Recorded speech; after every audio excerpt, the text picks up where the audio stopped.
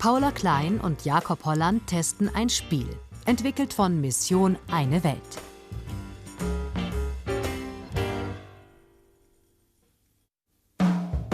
Nora Grün hat ein Start-up gegründet und will faire Handys herstellen.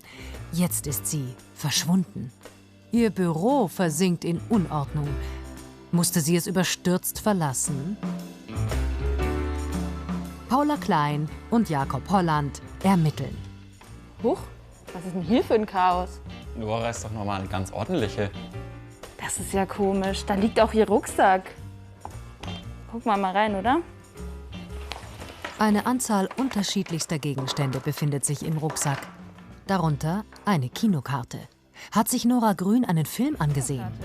Welcome to Sodom.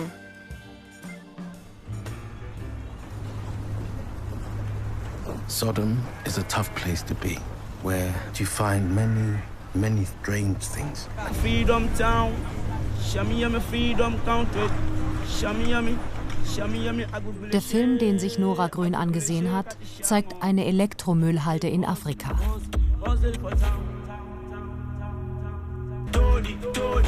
This is Africa. This is Sodom. You have to be like a lion.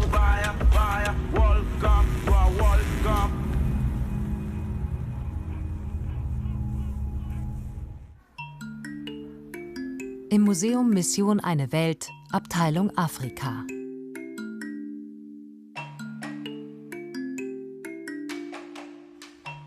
Für eine weltweit faire und umweltfreundliche Produktion soll in Deutschland ein Lieferkettengesetz verabschiedet werden.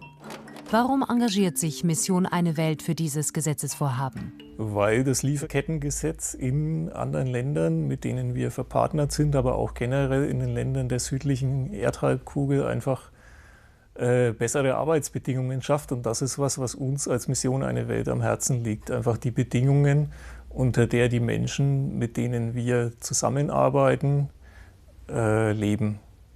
Und da ist uns wichtig, dass das gute Bedingungen sind und für uns einfach eine Umsetzung des Gebots der christlichen Nächstenliebe. Partnerkirchen berichten Mission Eine Welt, wie in ihren Ländern ungezügelte Profitgier Menschen und Umwelt beschädigt. Im Kongo ist eine Partnerkirche von uns, wo ja Rohstoffe unter anderem für die Handyproduktion gefördert werden und wo die Arbeitsbedingungen in den Minen miserabel sind. Und gleichzeitig ist es dort auch so, dass das Wasser, das dort kontaminiert wird, einfach abgeleitet wird. Also das geht ins Grundwasser, verseucht die Böden, verseucht die Flüsse. Also da haben wir auch ein riesen Umweltproblem. Zurück zu Nora Grün. Deutet ein Handy-Akku auf ihren derzeitigen Verbleib? Jakob Holland kombiniert.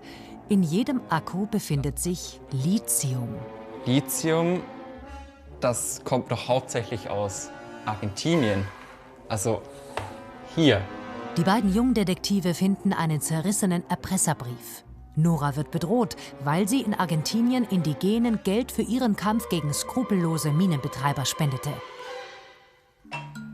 Menschen, die zum Beispiel Handys zusammenbauen, soll ein Abkommen der Vereinten Nationen helfen, sich gegen Ausbeutung und Raubbau zu wehren.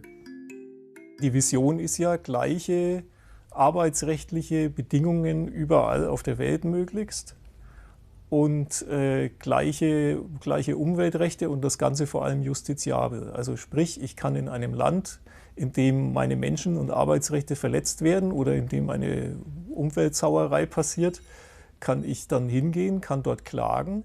Das hat sehr viel mit Mission zu tun, weil wir ja dafür arbeiten wollen, dass auch Menschen woanders ein gutes Leben haben können und tatsächlich so leben können, auch wie sie möchten und nicht wie ihnen von außen aufgezwungen wird. Und Noras altes Handy, warum hat sie denn das hier gelassen? Paula Klein entdeckt nach eingehender Untersuchung des Handys den Hilferuf einer Arbeiterin aus China. Und Jakob Holland findet einen Zeitungsartikel. Schau mal, Paula. Nora hat hier einen Zeitungsartikel ausgedruckt. Und sie hat Buchstaben markiert. Diese ergeben zusammengesetzt das Wort Ausbeutung. Ist Nora in China, um sich über die Arbeitsbedingungen dort zu informieren? Oh, Nora ruft an. Hi, hier ist Nora Grün. Ich musste untertauchen, weil es zu gefährlich wurde. In China wollte mich ein Handyunternehmen verschwinden lassen. Dann wurde ich bei meinen Recherchen in Argentinien bedroht und sogar einen Erdrutsch in Indonesien habe ich überlebt. Aber macht euch keine Sorgen, mir geht's gut. Ich bin nur ein bisschen enttäuscht. Ich hätte nie gedacht, dass einem so viele Steine in den Weg gelegt werden, wenn man ein faires Handy produzieren möchte.